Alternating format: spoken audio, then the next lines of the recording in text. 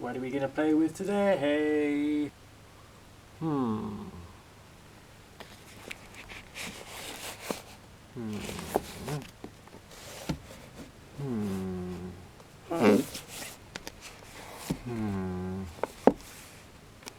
Ah.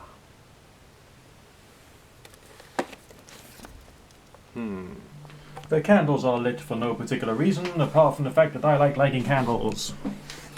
Okay, right. Having a quick look at the Celtic Tarot today, because I like it and it's a laugh. And this is what I do. One thing that happened recently was before Halloween came. I do these Ouija board videos here on YouTube, but I also do a few for fun, okay? Because this is like my thing. Can't get all the cards out when I want to. What the hell's going wrong here? And there was this thing which happened, which was a bit curious. Obviously, I wasn't going to ascribe too much in the way of like reality to it, but it just seemed like there was someone trying to get through, and I wasn't too sure what was going on there. And it seemed like quite a curious story. But I'll revisit that at another point and see what's see whether we can get somewhere with that. Doing another little, getting out the planchette, doing our little thing, and seeing what happens. But today, we're just going to stick with a straightforward, boring, ordinary, everyday Celtic Cross reading. Well, shall we do Celtic Cross? We could do Celtic Cross. It's definitely Celtic cards. And I'm just doing this like a different form of shuffling just for the heck of it. Because I've got one hand holding a camera. But the way in which I'm shuffling should not necessarily be too much of an issue. Because we still have randomization, we still have sortilege. The cards were still shuffled before it went into the box.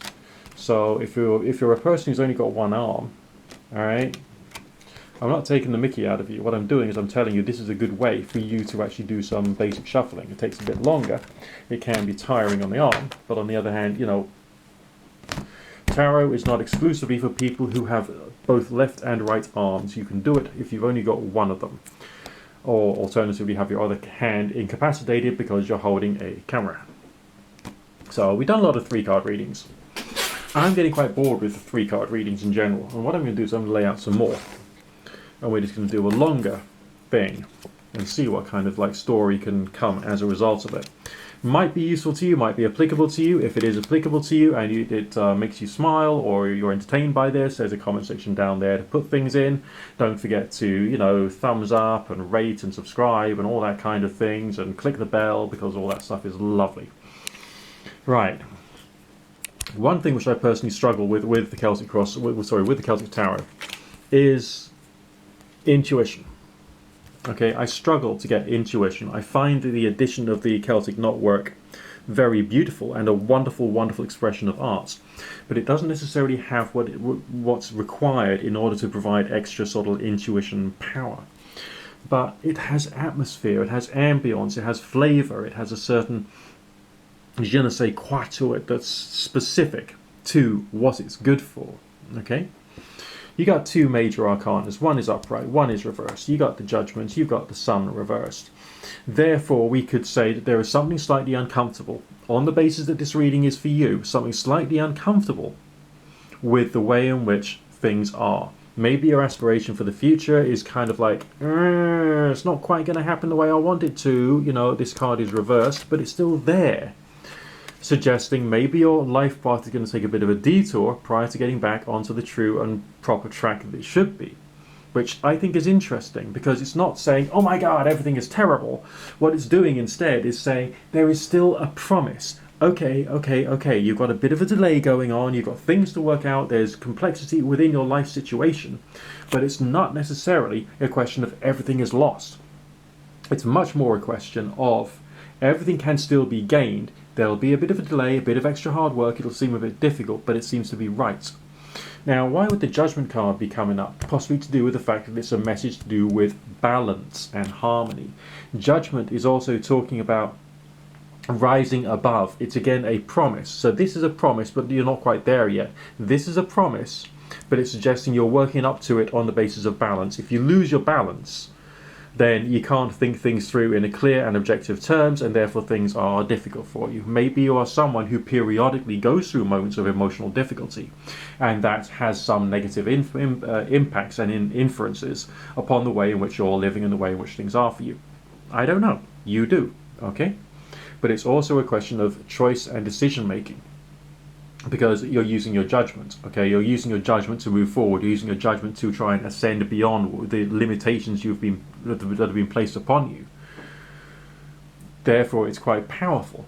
So we got the 6 of one and half a dozen of the other, a bit of a feeling of the yin-yang, both the negatives and the positives present, but also even taking that into account, you're still spiraling forward with your life. There is still this feeling of like progression, there's still this sense of energy. All right, 3 of staves, reference to either air or fire, depending upon what particular denomination you're looking at. Much more of a fire energy within this one particular deck.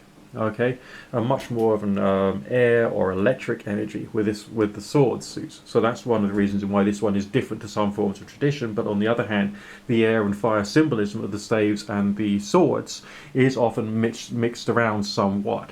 Okay, when we're talking at the elemental design. But on the other hand, it's also a message of 3. That's an affirmation. That's a positive thing. That's a sense of making the right decisions. That's a sense of thinking things through. That's actually quite good and quite positive in lots of different ways. The card is reversed, but so therefore, again, the same kind of message of delay we had in the Sun card. But despite that, it's still got this sense of everything being in place. Maybe because you've got more things in place now than you have previously, then you can make the right judgments, provided, of course, you're maintaining your mental balance, you're not allowing yourself to become too distracted either way, which could then lead to greater success. See, there is a connection with these 3 cards. Over here, we're kind of like moving into a bit of a different territory, though, aren't we? Again, same reference to the same fire-earth combination that we had before, to a certain extent, in the stave suits.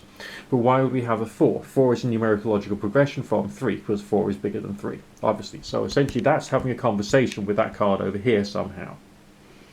Alright, we're in the Western world, we read from left to right, so therefore we're reading the reading from left to right. Okay? Lower number, higher number. Something's improving. It's almost like this is like a sense of progression, and this is referring to what it is you wanted to achieve all along. This is a reference to it again, and this is still positive, but also pointing out that you've got some, purgatory, as it were, to go through within your life path. I'm pretty sure the idea of purgatory is just a time when you're thinking things through a bit too much, or overcoming a mental breakdown, maybe. But I don't think it's going to be quite so severe for you. It's just going to feel a bit mentally lowered when you're under a bit of pressure. But don't worry about that, because you're working up to an end goal. Now, a very wise man once said to me that the only ship which never sailed was the partnership. But on the other hand, he was wise, but he wasn't always wise. This is a symbol of partnership. The number 2 comes up with 2 people in some kind of agreement, or possibly conflict. Alright? My feeling here, energetically speaking, is much more to do with there was struggles and strife. There was problems.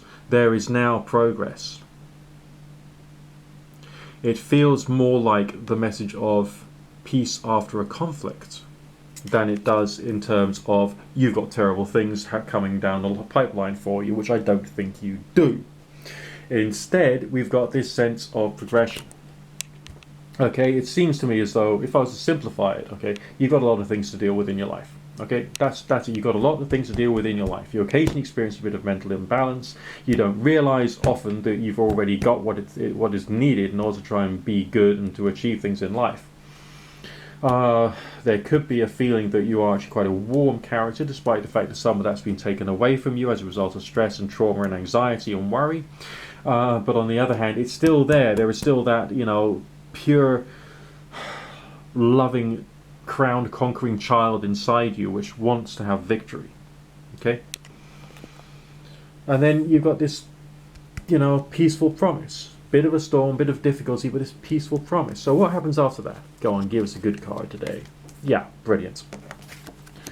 The Star card is the archetypal symbol of hope and understanding, and of positive spirituality and balance and moderation and sense. It did come out reverse, maybe because this is like a time when you're thinking about what's happening next. So instead of sitting on your laurels, because you've gone through some difficult stuff, instead of sitting on your laurels, what you're doing is you're aspiring for something else. So it won't be a time of it won't be like a holiday. When this period is over, it won't feel like a complete holiday and everything's going to be fine and we're going to spend money left, right and centre and everything's going to be glorious. No. It's a question of, I got myself to a certain level in life, now what am I going to do next? For myself and for others, for my family, for my friends, for my revenue, for my work, for my well-being, okay, or any other subject which is on your mind at that time. One journey ends and another one begins. That would be what I'd say about this. I don't know if that makes any sense to you. I don't know if that doesn't make any sense to you. I don't know whether you just enjoy just like chilling out and watching Nick Dutch do a tarot reading, because that's what I do. Okay, I'm going to do a video shortly, not immediately, not for a little while, but just going into what happened during that Ouija board seance, because like there was something strange going on there, okay? And I couldn't quite put my finger on it, and so I didn't want to tell anyone, but I intend to do more experimentation into that particular entity and what they're really about. And that would be nice. Have a green candle, or a white candle with a green background. There we go. Well, actually, the green background is probably very good for us, isn't it? You know, probably bringing like the Venus energy or something nice like that. I don't know.